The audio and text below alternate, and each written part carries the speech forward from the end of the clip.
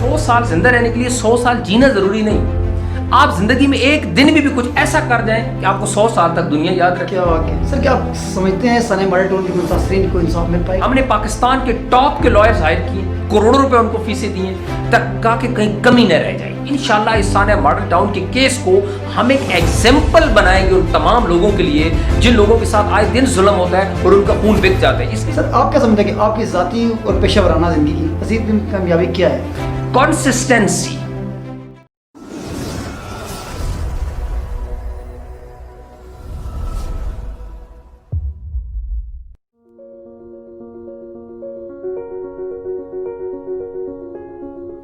अल्लाहुम्मा सल्ली अला सय्यिदिना मुहम्मद व अला आलि सय्यिदिना मुहम्मद मुबारक वसल्लम। मैं हूँ रजब राजा और आप देख रहे हैं प्रोग्राम अपना मुकाम पैदा कर। इसमें हम आपकी मुलाकात ऐसी शख्सियात से कराते हैं जिन्होंने माशरे में एक अहम मुकाम हासिल किया होता है।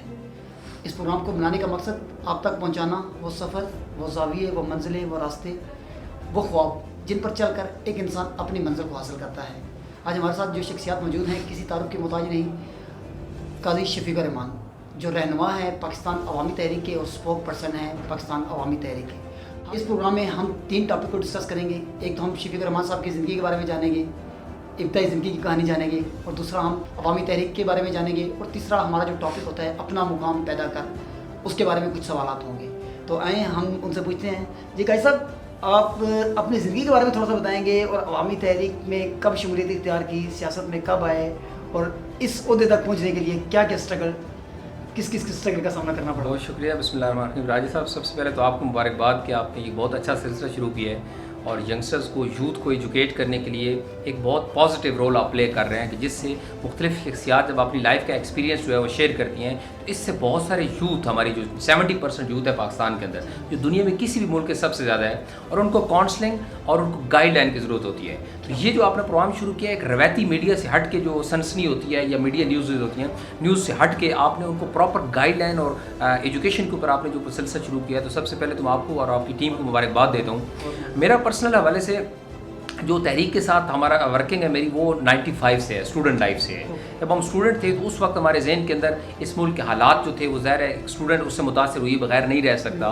तो हम देखते थे, तो उस वक्त हमें पाकिस्तान अवामी तहरीक के चेयरमैन और तहरीक मिनाजुल कुरान के सरबराह डॉक्टर प्रोफेसर मोहम्मद ताहिर अल कादरी साहब की, उनका जो फ़िक्र और नज़रिया था, इनकलाब की थॉट थी, उसने हमारे ज़हन को अपील किया था कि जिस डायरेक्शन के ऊपर चल के वो इस मुल्क के अंदर इनकलाब और तब्दीली लाना चाहते हैं, और वो जो मसाइल और प्रॉब्लम्स इन्होंने सोसाइटी और मुल्क के दिए हैं उसका solution according to his mind set और उनकी जो डायरेक्शन है उसके मुताबिक था, उसने हमारे जहन को अपील किया था। तो हमने स्टूडेंट लाइफ के अंदर उस वक्त हमारा स्टूडेंट प्लेटफॉर्म अब भी है, उसी वक्त नया नया स्टार्ट हुआ था मुस्तफ़ी स्टूडेंट्स मूवमेंट, तो हमने स्टूडेंट लाइफ से वहाँ से ज्वाइन किया था, और उसके बाद ये 25-30 साल का एक रेगुलर सफ़र है। दूसरा हमारा जो मेरा अपना पर्सनल है वो मेरा बेसिक ताल्लुक तो अटक से, अटक की तहसील पिंडी गेब से है। स्टूडेंट लाइफ के बाद फिर कोई इसी तरह को 1-2 प्राइवेट जॉब्स के अंदर जाने का मौका मिला, लेकिन अपने आप को फाइनेंशली भी मैं बेहतर करने का ज़हन था। मेरे 2 मेन ऑब्जेक्टिव जब मैंने अपनी लाइफ स्टार्ट की तो वो थे, एक पॉलिटिकली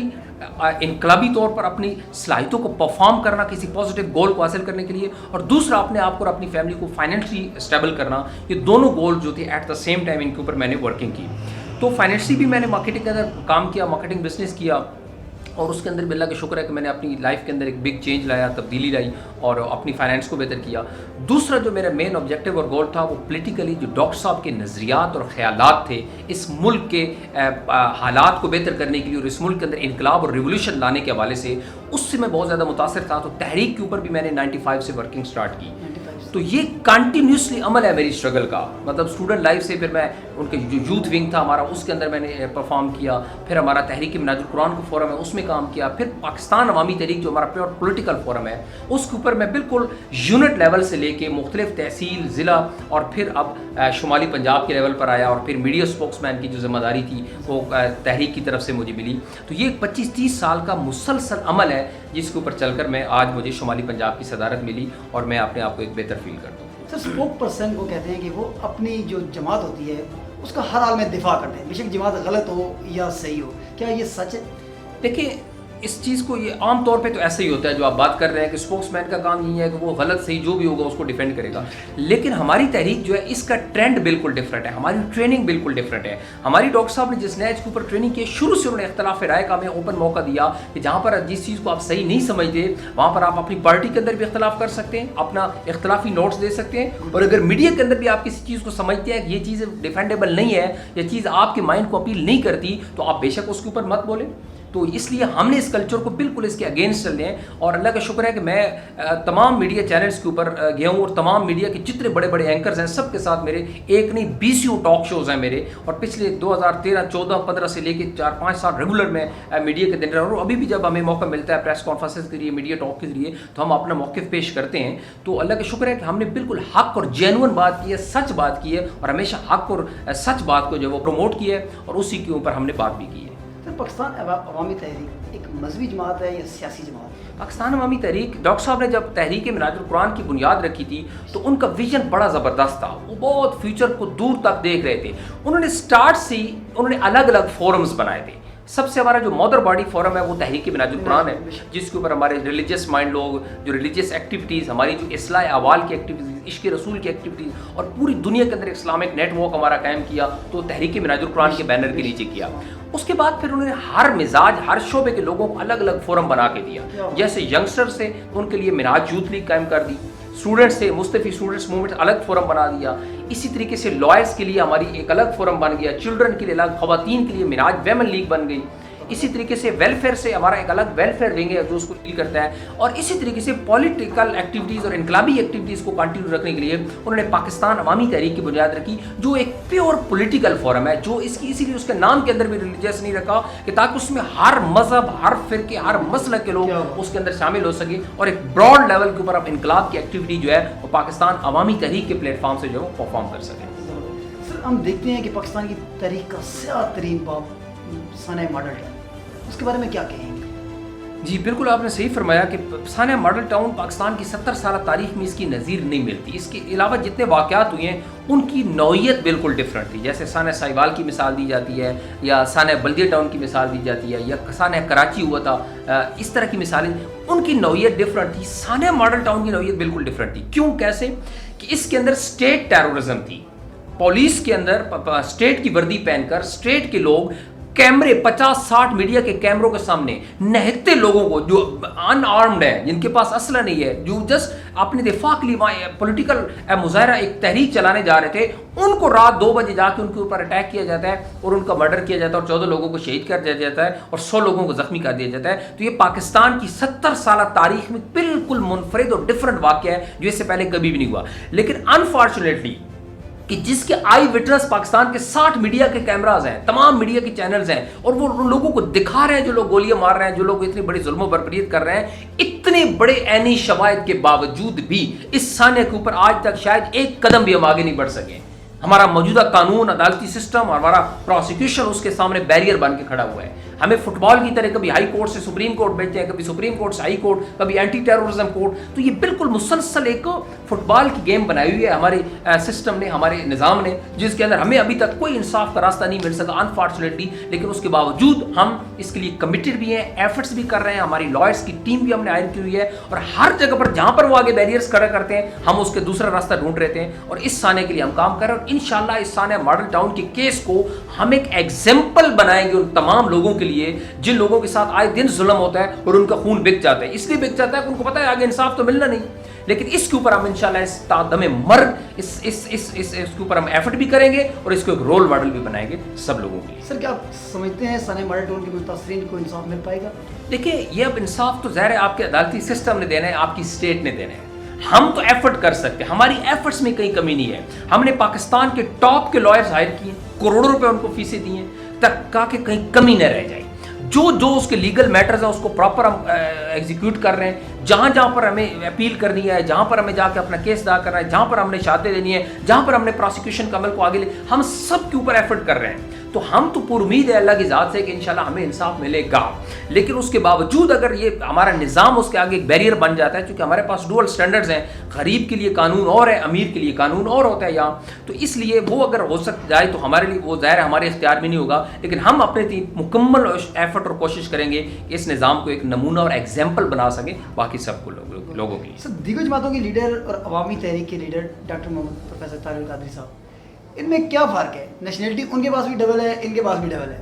اچھا, عرض یہ ہے کہ اس میں نیشنلٹی صرف ایشو نہیں ہوتا, ایشو یہ ہوتا ہے کہ آپ کسی بھی شخصیت کو اس کے کیلیبر سے پہچانتے ہوتے ہیں. نیشنلٹی ایشو نہیں, نیشنلٹی ایشو اس لیے نہیں ہے کہ پاکستان کا قانون آپ کو اجازت دیتا ہے کہ آپ دو ملکوں کی نیشنلٹی رکھ سکتے ہیں, سوائے اس کے کہ آپ ممبر آف قومی اسمبلی بن جائیں تو صورت میں آپ کو ودرا کرنی پڑتی ہے. اس کے علاوہ آپ کے قانون میں اجازت ہے. اگر یہ غیر قانونی ہوتا, ان لیگل ہوتا, تو آپ جائیں اسمبلی کے اندر قانون پاس کر دیں اور اس کو ختم کر دیں. جیسے انڈیا ہے تو انڈیا کے اندر ڈوئل نیشنلٹی ان کا لا اجازت نہیں دیتا, تو ظاہر ان کے پاس سنگل نیشنلٹی ہے. اب آ جائے فرق کا, تو فرق تو ظاہر ہے زمین آسمان کا فرق ہے کہ ڈاکٹر صاحب ایک ایسی شخصیت ہے جو ملٹی ڈائمینشنل پرسنالٹی ہے, جو ایک ہی وقت میں قانون دان بھی ہیں, معیشت دان بھی ہیں, مبلغ بھی ہیں, مفسر بھی ہیں, محدث بھی ہیں. انہوں نے قرآن مجید کا ترجمہ لکھا, حدیث کے اوپر کام کیا, قرآن کا انسائکلوپیڈیا دیا, پوری دنیا کے اندر ایک اسلامک نیٹ ورک قائم کیا اسلامک سینٹرز کا, اور اسی طرح ایجوکیشن کا دنیا کا سب سے بڑا نظام, غیر سرکاری سطح کا دنیا کا سب سے بڑا پروجیکٹ انہوں نے لانچ کیا, ویلفیئر کا پروجیکٹ لانچ کیا. تو ان کی شخصیت, تو ان کے ہزار ڈائمینشنز ہیں ان کی شخصیت کے. ایٹ دا سیم ٹائم وہ ایک شخصیت نہیں, وہ ایک یونیورسٹی ہے, ایک ادارہ ہے جو پوری دنیا کے اندر اپنی سروسز دے رہے ہیں. تو لہٰذا ان کا ایک عام پولیٹیشین کے ساتھ یا کسی لیڈر کے ساتھ تو کمپیئر بالکل بنتا ہی نہیں ہے. سر کیا آپ نہیں سمجھتے کہ لیڈر کا جینا مرنا اپنے ملک کے لیے ہونا چاہیے, کسی دنیا کے کسی لیڈر کا بھی؟ یہ بہت اچھی بات آپ نے کی ہے. یہ تو لیڈر کے علاوہ بینگ این پیٹریوٹک پاکستانی, ہم سب کا بھی جینا مرنا اس ملک اور قوم کے لیے ہونا چاہیے. اور اللہ کا شکر ہے کہ یہ جو چیز آپ نے بتائی ہے ہماری قیادت کے اندر, یہ ان کے خون کے اندر یہ چیز رچ بس گئی ہے, اس ملک کے ساتھ, اس مٹی کے ساتھ محبت. ہاں, بیٹھنا, یہاں پر بیٹھ کے کام کرنا یا کسی دوسرے ملک کے اندر کام کرنا, اس کی بہت ساری ریزنز ہیں. ظاہر ہے وہ ایک ریسرچ سکالر ہیں, انہوں نے بہت سارا ورک کرنا ہے, آنے والی نسلوں کو ایک ایسا تحفہ دے کے جانا ہے جو کئی 100 سال تک انشاءاللہ دنیا ان کے ویژن سے رہنمائی لیتی رہے گی. تو اس کے لیے جو چیزیں چاہیے تھی, جو ماحول چاہیے تھا, ایٹماسفیئر چاہیے تھا, وہ شاید یہاں پاسبل نہیں تھا. ہمارے اتنی بڑی ورکرز اور تحریک اور کارکنان, اس کی وجہ سے کہ وہ آئے دن ہمارے پروگرامز اور لوگوں کی ملاقاتیں ڈسٹربنس تھی, تو وہ بالکل ایک سائڈ پر ہو کر بیٹھ کر ایک اپنا ریسرچ ورک کرنا چاہتے تھے. اور اس کے لیے انہوں نے جو سب سے پہلے جو ان کے سامنے ملک تھا وہ مدینہ منورہ, سعودی عرب کے انہوں نے انتخاب کیا تھا. اپلیکیشن دی کی کہ مدینہ منورہ کے اندر ان کو پراپر رہنے کی اجازت دی جائے, تو وہاں پر وہ ریسرچ ورک کرنا چاہتے ہیں. لیکن انفارچونیٹلی وہاں کے لاز اس طرح کے ہیں کہ وہاں وہ پاسبل نہیں ہو سکا. تو پھر انہوں نے کینیڈا کی زمین کو منتخب کیا کہ وہ ایک پیسفل جگہ ہے, وہاں پر آرام سکون سے بیٹھ کے اپنا وہ ریسرچ ورک کر سکتے ہیں. اور وہ سارا ورک اس قوم کے لیے, امت کے لیے, اس ملک کے لیے. وہاں بیٹھنے کا مطلب یہ بالکل بھی نہیں ہوتا کہ خدا نخواستہ کوئی پاکستانیت کم ہو گئی ہے, بلکہ میں آپ کو بتاؤں کہ آپ کو ملاقات بہت سارے فارنر سے ہوتی ہے جو پاکستانی ہمارے بھائی بہن جو ملک سے باہر رہتے ہیں. بے شک ان کے پاس ڈوئل نیشنلٹی ہے, یقین کریں ان کے اندر پاکستان کی تڑپ, پاکستان کی محبت ہم سے زیادہ ہوتی ہے. جب آپ ان سے بیٹھتے ہیں تو آپ حیران ہو جاتے ہیں یہ کتنا درد رکھتے ہیں اس ملک اور قوم کے لیے. ڈاکٹر صاحب یہ کتاب ہے میرے پاس, ایک انقلاب, اس کے صفحہ نمبر 25 پہ میں نے ایک بڑی زبردست تحریر پڑھی جو میری زندگی میں بڑا رول ادا کرتی ہے کہ ایک انقلابی کی زندگی میں 2 ہی مشن ہوتے ہیں, یا تو شعبہ زندگی یا پھر ایک مشن. اچھا آپ بتا سکتے ہیں آپ کا شعبہ زندگی کیا ہے اور مشن کیا ہے؟ دیکھیے عرض یہ ہے کہ جو 2 الگ چیزیں ہیں کہ ایک ہوتا ہے کہ آپ نے سوسائٹی کے اندر پرفارم کرنا ہے, بینگ آپ بیٹا بھی ایک وقت میں ہوتے ہیں, ایک شور بھی ہوتے ہیں, آپ ایک بھائی بھی ہوتے ہیں, آپ ایک سوسائٹی کے ایک فرد ہوتے ہیں. تو اس کے طور پر بھی آپ کی کچھ ذمہ داریاں ہیں جو آپ نے پرفارم کرنی ہے. دوسرا آ جاتا ہے آپ کی لائف کا آبجیکٹو اور مقصد کیا ہے. آبجیکٹو اور مقصد جو ہے that is totally different thing. باقی جتنی چیزیں ہیں ان میں آپ میں, اور اگر صرف کھانا پینا ہی زندگی ہو, ہم اس کو بولیں کہ کھانا پینا, عیاشی سے رہنا اور مر جانا, تو یہ تو پھر جانور بھی کرتے ہیں, ان کا مقصد بھی کھانا پینا, اپنی آگے نسل بڑھانا, اور اس کے علاوہ ان کا کچھ نہیں ہوتا. تو انسان کو تو اللہ تعالیٰ نے ایک مقصد کے لیے تخلیق کیا ہے, اس کا لائف کا ایک گول ہونا چاہیے, مقصد اور پرپز ہونا چاہیے جس کے لیے وہ جیے, جس کے لیے وہ اسٹرگل کرے, محنت کرے, ایفرٹ کرے. کیونکہ زندگی ساری کی ساری تو اسٹرگل کا نام ہے, جدوجہد کا نام ہے. تو اس لیے میں سمجھتا ہوں کہ یہ انسان کا جو آبجیکٹو آف لائف ہونا چاہیے وہ اسٹرگل اور ہونا چاہیے, اور گول ہونا چاہیے اس کا, اور باقی جو حالات ہیں وہ سوسائٹی کے طور پہ وہ سب لوگ جیتے ہیں, اور ہر شخص کو جینا چاہیے. سر آپ کو انسانی صلاحیتوں پر کس حد تک یقین ہے؟ انسانی صلاحیتوں کے اندر اللہ تعالیٰ نے انسان کے اندر یہ جو مشینری کریٹ کی ہے, یہ ایک ایسی ڈیوائس، ایک ایسی مشین کریٹ کی ہے جس کا ایک انسان آج کے اس ترقی یافتہ دور کے اندر تصور بھی نہیں کر سکتا. اتنے فنکشنز ہیں، اتنے سسٹمز ہیں. تو انسان کی جو تخلیقی صلاحیتیں ہیں، انسان کے اندر کی جو صلاحیتیں ہیں، وہ میں اس حد تک بلیو کرتا ہوں کہ انسان جو چاہتا ہے وہ حاصل کر لیتے ہیں. یہ ساری چیزیں اس سے ڈیپینڈ کرتی ہے اس کی تھنکنگ اور اس کی سوچ کے اوپر. سوچ، میں کہتا ہوں دنیا کے اندر وسائل، پیسہ، سپورٹ، یہ سب چیزیں سیکنڈری ہیں. آپ کی لائف کی سکسیس کی سب سے پہلی چیز جو ہے that is your mindset. آپ کی سوچ ہے کہ آپ اپنی سوچ کو کس حد تک بڑا کر سکتے ہیں. All life forms reach maximum except humans. کہتا ہے دنیا کی ساری مخلوقات میکسیمم تک پہنچتی ہیں سوائے انسانوں کے. مثلا ایک درخت اتنا اونچا جاتا ہے جتنا وہ جا سکتا ہے، اتنا گہرا جاتا ہے جتنا اپنی میکسیمم، اتنے پھل پتے اور شاخائیں اس کے اوپر لگتی ہیں جتنی لگ سکتی ہیں. وہ اپنی میکسیمم کو ٹچ کرتا ہے، کہتا ہے سوائے انسانوں کے. انسان کو اللہ نے جو کوئی دیا وہ اس کا 5% بھی پرفارم نہیں کرتا. تو اس لیے سوچ جو ہوتی ہے وہ انسان کی تخلیقی صلاحیتوں کو، کریٹو اور انوویٹو ایبلٹیز کو نکال کر باہر لاتی ہے، اور پھر جب ان صلاحیتوں کو وہ پرفارم کرتا ہے تو وہ اپنی لائف میں ٹاپ کچھ. سر آپ کیا سمجھتے ہیں کہ ہم محض اپنے ذہن اور خیالات کی بدولت بہت سی کامیابیاں کم وقت اور کم محنت میں حاصل کر سکتے ہیں؟ دیکھیں دنیا اس وقت سمارٹ ورک کے اوپر بیس کرتی ہے. دو کام ہوتے ہیں، ایک ہارڈ ورک ہوتا ہے، ایک سمارٹ ورک. ہارڈ ورک یہ ہوتا ہے کہ بلو دا نیک آپ کام کریں، اور سمارٹ ورک ہوتا ہے آپ ابو دا نیک کام کریں. آپ اپنی ان صلاحیتوں کو، دنیا کے اندر جتنے سکسیسفل لوگ جنہوں نے دنیا کے اندر بڑا نام پیدا کیا، انہوں نے ابو دا نیک کام کیا اس سے، تھنکنگ سے. اور جن لوگوں نے ایوریج لائف گزاری ہے وہ بلو دا نیک کام کرتے ہیں. لہٰذا سمارٹ ورک اور آپ کی جو ذہنی صلاحیتیں ہیں ان کو صحیح طور پر یوٹیلائز کر کے آپ تھوڑے وقت کے اندر وہ ریزلٹس گین کر سکتے ہیں جو دوسرے لوگ زیادہ وقت کے اندر بھی گین نہیں کر سکتے. اس کی مثال میں آپ کو ایک دیتا ہوں. ہمارے قائد ڈاکٹر طاہر القادری، ان کی جو پروفائل ہے، ان کی جو لائف کی اسٹڈی ہے، وہ آپ ایک جاپان کی کسی یونیورسٹی کے اندر انہوں نے وزٹ کرنا تھا. تو اس سے پہلے ان کا ایک طریقہ کار ہوتا ہے کہ کوئی بھی شخصیت وزٹ کرتی ہے تو اس کی پروفائل منگوائی جاتی ہے کہ ان کی پروفائل بھیجے کہ ان کی کیا ورکنگ ایکٹیویٹیز کیا ہیں، ان کا پرفارمنس کیا انہوں نے ورک کیا انسانیت کے لیے. جب وہ پروفائل گئی، جب انہوں نے اسٹڈی کیا تو انہوں نے کہا دو ہی باتیں، یا تو آپ جھوٹ بول رہے ہیں، یہ پروفائل ہی غلط ہے، اور یا اگر یہ پروفائل ٹھیک ہے تو یہ شخص تو حیران کن حد تک ہے کہ اتنا اس ایک لائف کے اندر اتنا زیادہ کام کر لیا. دیکھیے کامیاب شخص، ناکام شخص، امیر اور غریب دونوں کو ٹائم سیم ملتا ہے. کچھ لوگ تھوڑے سے ٹائم کے اندر زیادہ کام کر لیتے ہیں، کچھ زیادہ ٹائم کے اندر بھی کچھ نہیں کر سکتے. کہتا ہے 100 سال زندہ رہنے کے لیے 100 سال جینا ضروری نہیں. آپ زندگی میں ایک دن میں بھی کچھ ایسا کر جائیں کہ آپ کو 100 سال تک دنیا یاد رکھے. تو اس لیے اس کو سمارٹ ورک بولتے ہیں. سر جو لوگ اس وقت مایوس ہے، نوجوان نسل ہماری بالکل مایوس ہے، انہیں کیا مشورہ دیں گے؟ سب سے پہلے تو مایوسی کے بارے میں آتا ہے کہ مایوسی کفر ہے. ہوپ لیس تو کبھی بھی نہیں ہونا چاہیے. آپ کو ہمیشہ ہوپ فل ہونا چاہیے. آپ کو اپنی لائف کے اندر بڑا سوچنا چاہیے. ان کو میں نوجوانوں کو یہ میسج دوں گا کہ پاکستان کا ہمارے اندر ایک سب سے بڑا پلس پوائنٹ کیا ہے کہ ہمارے پاس 70% یوتھ ہے. دنیا میں کسی ملک کے سب سے زیادہ یوتھ ہمارے ملک کے اندر ہے. اب اس یوتھ کو کاؤنسلنگ چاہیے، گائیڈ لائن چاہیے، ٹریننگ چاہیے، جو ہمارے یہاں جس کا رواج ہی کوئی نہیں ہے. اس کے لیے میں چاہوں گا کہ ہماری یوتھ کو یوٹیوب کے اوپر جانا چاہیے. یوٹیوب اس وقت دنیا کی سب سے بڑی یونیورسٹی ہے اور فری ہے. اس کے اوپر جائیں، ان کے جو پرابلم چل رہا ہے یوٹیوب کے اوپر جا کے لکھیں، اس کے نیچے اس کی ان کو ویڈیوز ملیں گی. سو دے شوڈ لرن. ان کو چاہیے کہ وہ لرن کریں. وہ بکس ریڈنگ کو اپنا معمول بنائیں، یوٹیوب کی ویڈیوز کو اپنا معمول بنائیں. Life career, success, mind sciences, rich versus poor, یہ کس طریقے سے یہ لائف میں سکسیسفل ہو سکتے ہیں. دنیا کے اندر یہودی اس وقت دنیا کی اکانومی کو مینوپولیٹ کرتے ہیں. ان کو جا کے پڑھیں کہ یہودی اپنے بچوں کی تربیت کیسے کرتے ہیں. یہ لکھیں یوٹیوب پر، اس کی ویڈیوز سنیں. تو دے شوڈ لرن.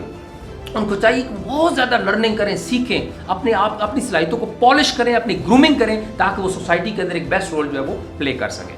سر جو حکومت پاکستان ہے، یہ پچھلے دنوں میں سننے میں آیا تھا کہ یوٹیوب پہ پابندی لگا رہی ہے. دیکھیں کسی بھی چیز کے اوپر پابندی لگانا سولوشن نہیں ہوتا. آپ جس دور کے اندر داخل ہو چکے ہیں یہ ایک بڑا عجیب دور ہے. یہ دور ایسا ہے کہ جو بچے آج آپ کے پیدا ہو رہے ہیں، آنے والی نسل ٹی وی سے ناشنا ہوگی. ان کو پتہ ہی نہیں ہوگا کہ ٹی وی کیا بلا ہوتا ہے. وہ موبائل میں ہی پیدا ہوئے ہوں گے، موبائل ہی دیکھتے دیکھتے وہ مر جائیں گے. ان کو تو ایک ڈفرینٹ سوچ ہے. آپ کے یہاں آج اسٹینڈرڈ اور کرائٹیریا جن چیزوں کو آپ بے حیائی کہتے ہیں، آپ کہتے ہیں کہ یہ شاید اس فحاشی کے زمرے کے اندر آتی ہیں. ہو سکتا ہے کہ نیا بچہ پیدا ہونے والا جس نے اپنا آنکھ کی اس ماحول کے اندر کھولی ہے تو اس کے لیے تو وہ نارمل چیز ہوگی، وہ بے حیائی ہے اس کے اندر شامل نہیں ہوگی. لہٰذا آپ نے کرنا کیا ہے، آپ نے اپنی یوتھ، اپنے بچوں کو ٹریننگ دینی ہے، تربیت دینی ہے. بند کرنا سولوشن نہیں. آپ نے ٹک ٹاک بند کر دی ہے. آپ بتائیں کہ آپ نے اس کو جس آبجیکٹو، جس مقصد کے لیے بند کیا تھا وہ یہ تھا کہ اس کے اوپر وہ مواد تھا اس طرح کا فحاشی اور جانی کا. تو کیا انسٹا کے اوپر وہ چیزیں نہیں پڑی؟ کیا یوٹیوب اور فیس بک کے اوپر نہیں پڑی؟ تو یہ دنیا سے آپ کٹ کے نہیں رہ سکتے کہ آپ ساری ایپ، سب انٹرنیٹ، سب کچھ بند کرتے اور بچوں کو گھر بٹھا دیا. ایسا نہیں پاسبل. اگر آپ نے دنیا کی دوڑ کے ساتھ چلنا ہے تو آپ نے بچوں کی ٹریننگ کے اوپر زیادہ فوکس کرنا ہے کہ کیا چیز ان کو دیکھنی چاہیے اور کیا چیز ان کو نہیں دیکھنی چاہیے. لہٰذا یوٹیوب کے ایک بہت پازیٹیو استعمال بھی ہے. یوٹیوب دنیا کی سب سے بڑی یونیورسٹی ہے, فری ہے, اس سے آپ لرننگ کر رہے ہیں, اس سے سیکھیں اور اپنی لائف میں سکسیس حاصل کریں. سر مغرب میں انسان کی جسمانی صلاحیت پر بہت بات ہو رہی ہے, کیا آپ سمجھتے ہیں کہ ہمارے یہاں بھی ضرورت اس بات کی ہے کہ ہمیں اسمارٹ ورک کو اہمیت دیں اور اس پیغام کو پھیلائیں کہ انسان کے ارادے اور اہمیت لازوال ہے؟ دیکھیے انسان کی اہمیت مغرب کے اندر اس وقت جو ٹرینڈ چل چکا ہے, جب سے یہ آئی ٹی کا ریولوشن آیا ہے سن 2001 سے 21ویں صدی شروع ہوئی ہے, اس کو آج 20 سال ہو چکے ہیں. اس 20 سال کے اندر دنیا نے جتنی ترقی کی ہے اتنی ترقی پچھلے 200 سال میں بھی نہیں کی. وجہ کیا ہوا کہ آئی ٹی کا ریولوشن آ گیا, بیٹل فیلڈ چینج ہو گئی, ورکنگ فیلڈ, بزنس فیلڈ, سب کچھ چینج ہو گیا. لہٰذا ہماری یوتھ, ہمارے لوگوں کو چاہیے کہ وہ اس ترقی کے ساتھ اگر چلنا چاہتے ہیں تو سب سے پہلے وہ یہ کام کریں کہ وہ اسٹڈی کریں کہ انہوں نے ایسا کیا کام کیا, وہ کس وجہ سے. اس میں سب سے بنیادی چیز کہ ہمارے یہاں اسٹوڈنٹس, ہمارے یہاں mostly we have job mentality nation. ہمارے اسٹوڈنٹس کو جاب چاہیے ہوتے ہیں, جبکہ جابس کا کلچر ہی دنیا میں کل ہو رہا ہے. اس وقت جابس ختم ہو رہی ہیں, جابس کا سمٹ رہا ہے, کم ہو رہا ہے. اس کی جگہ آئیڈیاز کے اوپر کام ہو رہا ہے, اسٹارٹ اپس کے اوپر کام ہو رہا ہے. یہ اسٹارٹ اپس اور آئیڈیاز کیا بلا ہوتے ہیں, دیکھیے میں آپ کو 2-3 ایگزامپل دیتا ہوں. اوبر اینڈ کریم ایک آئیڈیا ہے ٹیکسی فیلڈ کے اندر. اس نے ٹیکسی سروس کو آرگنائز کیا, دنیا کا سب سے بڑا برانڈ بنا لیا ود زیرو انویسٹمنٹ. 1 ٹکا لگایا بغیر لاکھوں لوگ ان کے ساتھ رجسٹرڈ ہوئے, برانڈ بن گیا. فوڈ پانڈا والوں نے ایک ریسٹورینٹ بھی نہیں بنایا, دنیا کا سب سے بڑا فوڈ سسٹم بنا لیا. زمین.com, علی بابا.com, Amazon.com, دنیا کا Amazon دنیا کا سب سے بڑا سپر اسٹور ہے, لیکن اس کی اپنی بلڈنگ ہی کوئی نہیں ہے جہاں پر اس کی چیزیں رکھی ہو, لیکن دنیا کا سب سے بڑا اسٹور ہے. تو یہ کریٹو مائنڈیوٹی, انوویشن اس کو بولتے ہیں, اس کو آئیڈیاز بیسڈ بزنس بولتے ہیں, اس کو اسٹارٹ اپس بولتے ہیں. تو ہماری یوتھ کو چاہیے کہ اگر وہ ویسے سیکھنا چاہتے ہیں تو they should learn about ideas and about start ups, کہ وہ اس ملک کے اندر اسٹارٹ اپس اور آئیڈیاز کے اوپر کام کریں اور اپنی صلاحیتوں کو پرفارم کریں اور سکسیس حاصل کریں. بہت اچھا سر, آپ سے بات کر کے بڑا مزہ آ رہا ہے. تو مزید سوال ہے سر, دنیا میں کیسے لوگوں سے متاثر ہیں؟ جب آپ کامیابی کی طرف سفر جاری تھا تو آپ کیا سوچتے تھے بچپن میں, جوانی میں, اسکول کالجز میں, کیسے سوچتے تھے اور کن لوگوں سے متاثر تھے آپ؟ دیکھیں اس میں بڑی امپورٹنٹ چیز ہوتی ہے آپ کا کوئی شخصیت رول ماڈل ہونا, آپ کو اس کو کوچ ایکسیپٹ کرنا. دیکھیں میں آپ کو بڑی سمپل سی بتاتا ہوں کہ 2-3 گھنٹے کی کرکٹ فٹ بال گیم ہوتی ہے, ٹینس کھیلتے ہیں آپ, کرکٹ کھیلتے ہیں, فٹ بال, بہت ساری گیمز آپ کھیلتے ہیں. اس کے لیے سب سے پہلے آپ کو ایک کوچ چاہیے ہوتا ہے.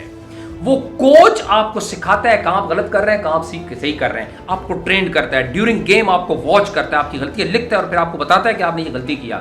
لائف سے بڑی دنیا میں کون سی گیم ہوگی, کیا اس کے لیے کوچ نہیں چاہیے ہوگا؟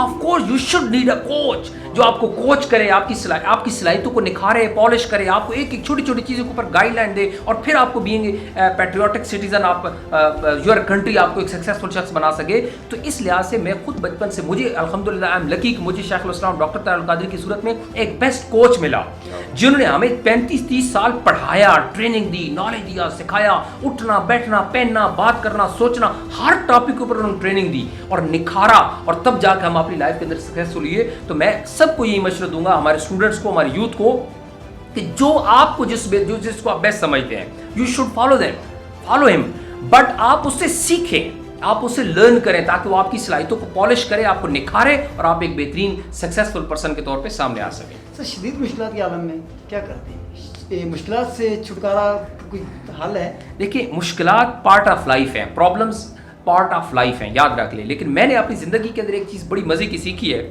اور یہ ایک لا آف نیچر ہے کہ ہر پرابلم ساتھ سولوشن لے کے آتا ہے. آپ کو زندگی کے اندر جو پرابلم بھی آئے, آپ اس کو چیک کریں ذرا باریک بینی سے, ساتھ ایک سولوشن بھی آئے گا, آپ کا کوئی اور مسئلہ حل ہو جائے گا, آپ ٹھیک ہو جائیں گے. جو پرابلم آئے گا وہ سولوشن لے کے آئے گا. لہذا مشکلات سے گھبرانا نہیں, ان کو فائٹ کرنا ہے, ان کے سامنے کھڑا ہونا ہے, ان کو فیس کرنا ہے, اور جب آپ ان کو فیس کریں گے تو اسی میں سے کوئی نہ کوئی سولوشن بھی نکل آئے گا, اور اس سولوشن سے آپ کی زندگی اور زیادہ کمفرٹیبل ہو جائے گی اور بہتر ہو جائے گی, اور آپ بعد میں جا کے سوچیں گے کہ اگر یہ پرابلم نہ آتا تو میں شاید آج اس سے مشکل حالت میں ہوتا, آج یہ پرابلم آیا, میں اور زیادہ بہتر ہو گیا, ٹھیک ہو گئی.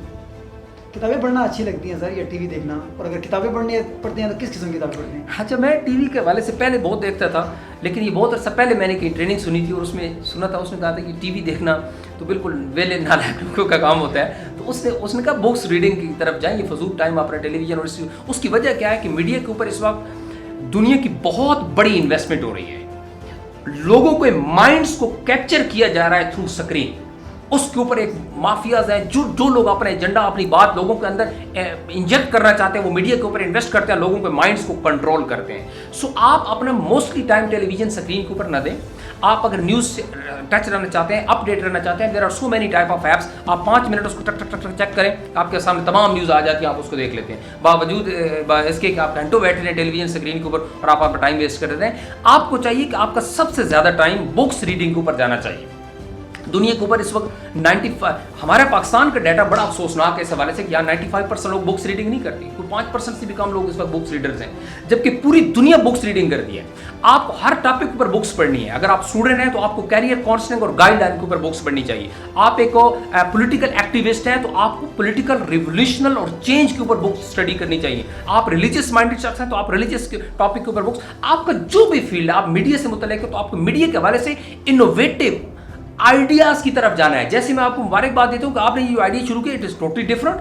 مطلب مجھے اتنا عرصہ میڈیا کے ساتھ اٹیچ ہو چکا ہے, مجھے آج تک ایک چینل میری نظر سے نہیں گزرا جو اسپیسیفک یوتھ کی گرومنگ کے اوپر کام کر رہا ہو. تو یہ نیو آئیڈیا ہے, آپ کا کنٹریبیوشن ہے سوسائٹی کے اندر کہ اگر آپ کی 70% یوتھ ہے, اس میں سے آپ کو 2-4-5 لاکھ لوگوں کو مائنڈ سیٹ کو بھی چینج کر دیتے ہیں اور ان کو ایک اچھا میسج کنوے کر دیتے ہیں, تو میں سمجھتا ہوں اس سے بڑا کنٹریبیوشن اور ہو ہی نہیں سکتا. تو یہ ہوتا ہے انوویٹو مائنڈ ہونا, نیا آئیڈیا کریٹ کرنا کسی بھی فیلڈ کے اندر. تو یہ ہو سکتا ہے through books reading, through learning. Sir Minhaj ul-Quran motivational career counselling پہ کچھ کام کر رہی ہے یا نہیں آپ؟ دیکھیے منہاج القرآن کے ہمارے بہت سارے شعبہ جات ہیں, بہت سارے شعبہ جات ہیں. اس میں ایک شعبہ ہمارا جو ہے وہ ٹریننگ ڈپارٹمنٹ بھی ہے, جس کو ہم نظامت تربیت کہتے ہیں. تو اس کا سال سال اس کے جو اپنے ٹریننگ کورسز, ریفریش کورسز ہوتے ہیں وہ جاری رہتے ہیں. وہ اسلامک پوائنٹ آف ویو سے ہوتے ہیں, وہ کیریئر کاؤنسلنگ کے حساب سے بھی ہوتے ہیں, وہ آپ کی تنظیمی صلاحیتوں کو بہتر حوالے سے بنانے کے حوالے سے بھی ہوتے ہیں. ہر ٹاپک کے اوپر ان کا ٹریننگز ڈپارٹمنٹ جو ہے وہ ٹریننگز کرتا ہے اور نوجوانوں کی صلاحیتوں کو پالش اور گرومنگ کر کے ان کی صلاحیتوں کو بہتر طور پہ یوٹیلائز کرتا ہے. منہاج القرآن کی جو ممبرشپ ہے اس میں میں نے دیکھا ہے کہ موسٹلی لوگ پڑھے لکھے ہیں. کیا ایسا ہے کہ جو ان پڑھ لوگ ہیں اس میں شامل ہیں کچھ؟ یا اس میں ایک بڑی مزے کی بات ہے, وہ یہ کہ جو لیڈر ہوتا ہے نا, کوئی بھی دنیا کا لیڈر, سیاسی, مذہبی, social, any type of leader, اس کی اپنی ایک کیپیبلٹی ہوتی ہے. اب جب وہ لوگوں کے اوپر انفلوئنس کرتا ہے, لوگوں کو متاثر کرتا ہے, تو جو اس ریڈار اور اس رینج کے اندر لوگ آتے ہیں ان کو وہ اٹریکٹ کر لیتے ہیں. جو اس رینج سے اوپر ہوتے ہیں ان کو بھی نہیں کر سکتا, جو اس سے نیچے ہوتے ہیں اس کو بھی نہیں کر سکتا. اب ڈاکٹر صاحب کا اپنا ایک ریڈار ہے, ان کے ایک اپنا ایریا ہے جس لوگوں کو انہوں نے ٹچ کیا. پاکستان پوری دنیا کے اندر انٹلیکچوئل مائنڈ کو انہوں نے اٹریکٹ کیا ہے, ایجوکیٹڈ لوگوں کو انہوں نے اٹریکٹ کیا ہے, بین المذاہب اور بین المسالک ہمانگی کے اوپر بات کیا, اس فکر اور مزاج کے لوگوں کو اٹریکٹ کیا. انفارچونیٹلی ان کی فکر, ان کا نظریہ, ان کی تھاٹ اور ان کی ٹریننگ تھی ایک مخصوص لیول سے نیچے جو لوگ تھے ان کو اس طریقے سے اٹریکٹ نہیں کر سکی جو اس اوپر والی رینج کے اندر کیا. تو یہ شاید ایک المیہ ہے ہمارا, لیکن اس کے باوجود کوشش ہوتی ہے کہ ہر طبقہ فکر تک اپنا پیغام پہنچایا جائے تاکہ وہ ڈاکٹر صاحب کو سمجھے. لیکن اس کے باوجود میں نے آپ کو بتایا کہ چونکہ ایک مخصوص ریڈار کے اندر جو آتا ہے اس رینج کے اندر وہ تو اٹریکٹ ہو جاتا ہے, اس سے اوپر نیچے والا جو ہوتا ہے وہ نہیں ہوتا. سر کیا نتائج کامیابی کے لیے ضروری ہے یا پھر کامیابی کی طرف جو گمزان جو سفر ہوتا ہے وہی کامیابی ہے؟ دیکھیے اس میں دو چیزیں ہیں. دنیا ریوارڈ دیتی ہوتی ہے نتائج کو, یہ تو نیچر ہے. آپ کی کرکٹ ٹیم, فٹ بال ٹیم دنیا کا میچ کھیلنے کے لیے جاتی ہے, چھوڑنے کے لیے اس کو 4 لوگ جاتے ہیں, ایک بس گاڑی پہ چھوڑ کے آ جاتے ہیں. لیکن اگر وہ جیت کے آتی ہے تو ہزاروں لوگ جا کے ایئرپورٹ کے اوپر اس کا استقبال کرتے ہیں اور اس کو واہ واہ بلے بلے ہو رہی ہے. کیوں؟ کہتا ہے کہ results are rewarded, efforts are not. کہتا ہے ریزلٹس کو ریوارڈ دیا جاتا ہے, ایفرٹس کو نہیں. لیکن میں یہ سمجھتا ہوں کہ اگر آپ کی لائف کی ڈائریکشن ٹھیک ہے, آپ ٹھیک ڈائریکشن کے اوپر ایفرٹس کر رہے ہیں, تو وہ ایفرٹس بھی ریکوگنائزڈ ہوگی اور ریوارڈڈ ہوگی. رزلٹ تو ایک ٹائم کے بعد آئے گا اور کبھی نہیں بھی آئے گا, لیکن اگر آپ کی ٹھیک ڈائریکشن کے اوپر ایفرٹس ہو رہی ہیں تو وہ بھی آف کورس وہ بھی ریوارڈ ان کو دیا جائے گا. سر آپ کیا سمجھتے ہیں کہ آپ کی ذاتی اور پیشہ ورانہ زندگی میں مزید کامیابی کیا ہے؟ کنسسٹنسی. ایک بڑی اہم بات جو میں آپ کے توسط سے, شاید آپ کے ہزاروں لوگ اس کو واچ کریں گے, سنیں گے, کہ لائف کے اندر سکسیس کا اگر مجھ سے سنگل فارمولہ پوچھیں, خواہ وہ کوئی بھی فیلڈ ہو, ریلیجیس ہو, بزنس فیلڈ ہو, جاب کی فیلڈ ہو, پریکٹیکل سوشل کوئی فیلڈ بھی ہو, اگر وہ مجھ سے پوچھے کہ what is the single word کہ آپ یہ سمجھتے ہیں کوئی شخص اپنی لائف کے اندر ٹاپ پہ چلا جائے, وہ کس چیز کو فالو کرے, تو میں بولوں گا کنسسٹنسی, پرسسٹنسی. اس کو چاہیے کہ مستقل مزاجی کے ساتھ آنیسٹ ہو کے ایماندارانہ طریقے سے پوری اسٹرگل اور صلاحیتوں کو بروکار لاتے ہوئے اپنے ٹریک کے اوپر چلتے جائے, وہ اپنے رزلٹ گین کر لے گا, وہ ٹاپ پہ چلا جائے گا. یہ بالکل تھیم اور کلائمیکس ہے کامیابی کا اور سکسیس کا, اور میں اس کو بولتا ہوں کنسسٹنسی. سر کامیاب ہونے کے بعد جب آپ اپنے ماضی پر نظر ڈالتے ہیں تو کامیابی تک کا سفر جو ہے کیسا لگتا ہے؟ بڑا سکون آتا ہے. آپ پھر جب سکسیزفل کسی بھی شعبے کے اندر جب آپ سکسیزفل ہوتے ہیں نا تو اس کے بعد جب آپ پیچھے مڑ کے دیکھتے ہیں اپنی اسٹرگل کو ان دنوں کو یاد کرتے ہیں کہ جب آپ ایفرٹ کیا کرتے تھے تو آپ بہت ریلیکس فیل کرتے ہیں. پھر آپ کا آبجیکٹیو اور مقصد یہ ہوتا ہے کہ وہ کامیابی آپ لوگوں سے شیئر کریں, لوگوں کو بتائیں کہ this is the track of success, اس ٹریک کے اوپر چل کے آپ اپنی لائف میں سکسیسفل ہو سکتے ہیں. اور آپ کو بتانا بھی چاہیے تھا کہ آپ کی وجہ سے باقی لوگوں کو موٹیویشن ملے اور وہ